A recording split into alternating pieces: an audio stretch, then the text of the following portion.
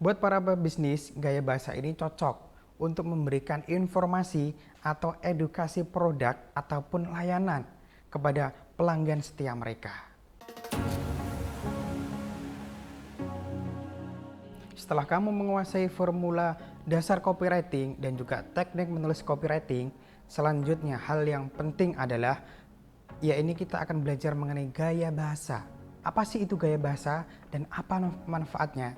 Gaya bahasa adalah yang menentukan karakteristik suatu tulisan dari suatu brand atau produkmu itu seperti apa, agar memberikan kesan bahwa tulisan ini identik dengan brand ini dan brand ini.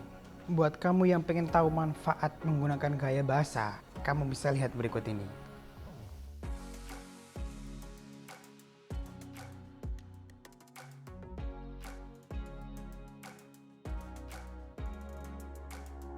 Gaya bahasa ini memiliki 4 jenis. Yang pertama, berdasarkan pilihan kata. Yang kedua, dibedakan berdasarkan nadanya. Yang ketiga, dibedakan berdasarkan struktur kalimat. Nah, yang terakhir, dibedakan berdasarkan langsung tidaknya suatu makna. Gaya bahasa berdasarkan pilihan kata, ini ada 3 lagi nih. Yang pertama, berdasarkan gaya bahasa resmi. Yang kedua tidak resmi, dan yang ketiga gaya bahasa percakapan. Gaya bahasa resmi menggunakan kalimat dan kata yang lengkap.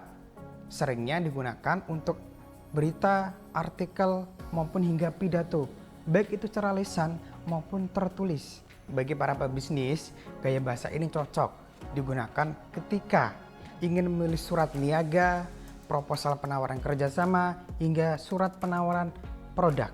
Jika kamu pengen tahu penerapan gaya bahasa resmi, bisa lihat contoh penerapannya berikut ini. Gaya bahasa tidak resmi.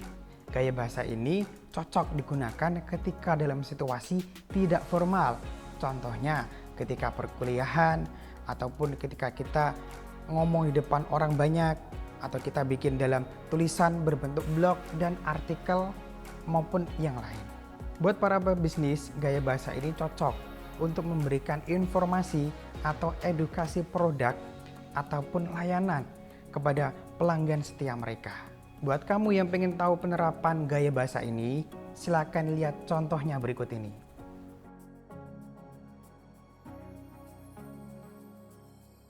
Gaya bahasa percakapan, di mana gaya bahasa ini menggunakan bahasa yang populer atau familiar dalam keseharian. Gaya bahasa ini digunakan untuk target audiens yang dimana target audiensnya adalah kalangan anak muda ataupun remaja ataupun generasi milenial.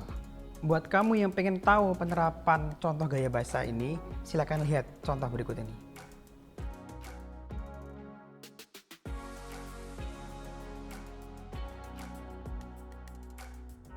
Gaya bahasa yang kedua, yakni dipengaruhi berdasarkan nada. Mengapa berdasarkan nada? Agar audiens atau pembaca atau calon konsumenmu merasakan nada yang kamu tulis. Karena nada itu sering ditemui dalam obrolan langsung atau melalui percakapan.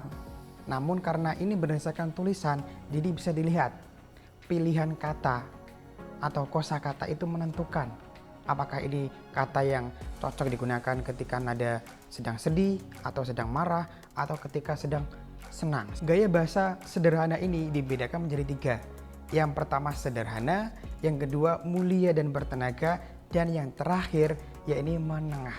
Nah, yang di samping ini contoh dari penerapan gaya bahasa berdasarkan nada yang sederhana.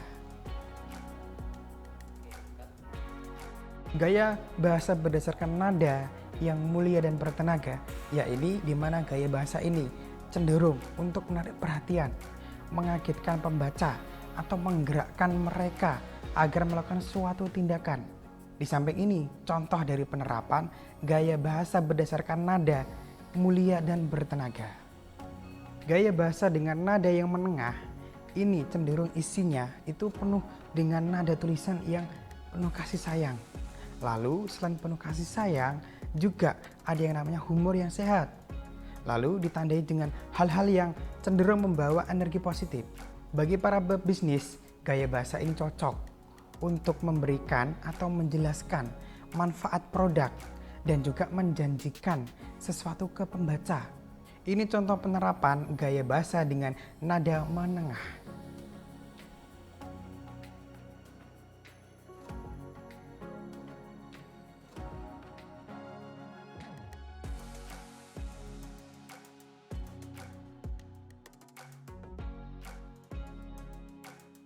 Di video selanjutnya, kamu akan mendalami 2 gaya bahasa yang tersisa. Sampai jumpa di video selanjutnya.